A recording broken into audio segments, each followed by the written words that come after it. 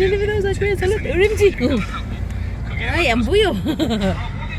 Ang buyo man apa eh. Mahirap dito eh. Doon friends, ang ganda oh. Hindi mo makita oh. Yun oh. Yun oh. Kita nyo? Mag-driver tayo eh. Dito tayo kanina eh. Yun oh, ang ganda oh. Apa, tsuki pamig ako si po. Hambon. Riada ng katsi, munggi. Kunggi, anggi. Yogi kurok ako si po. Riada same yung katsi ako si po. Nakadita pa yata tayo, no? Data. Hindi naman tayo nakadita. Bakit may wifi? Nakasagap ng wifi, friends.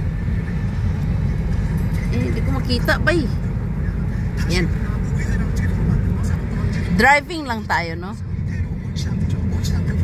Dito pala kami dati. Dito pala tayo dati, no? Ano?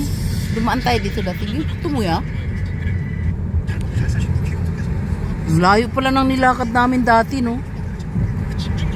Grabe. Wala doon. Sinama namin si Eugene dito. Layo na nilakad namin yun. Ang layo dito ni Apa iniwan yung car dito. Tapos naglakad kami. Super layo pala. This place is very beautiful. This is tourist spot.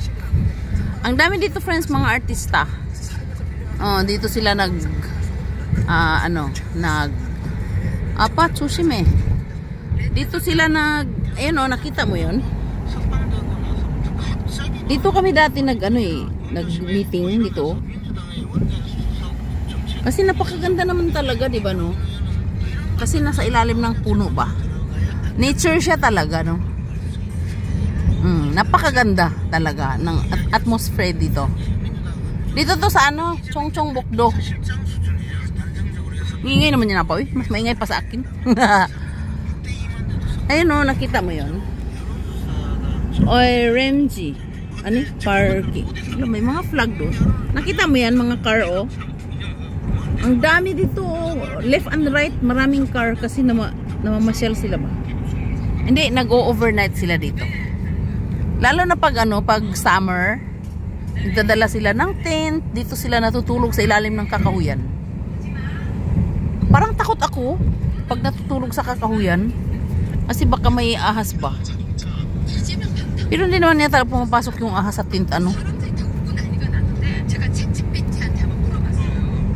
Apa Tsushime. Mga kakahuyan kasi ito dito nature talaga eh. Kaya mga taga Seoul, dito talaga sila pumupunta.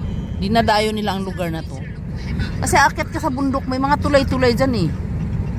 Sa tulay ka dadaan. Ayan may mga tao sa bundok. Okay, bye-bye!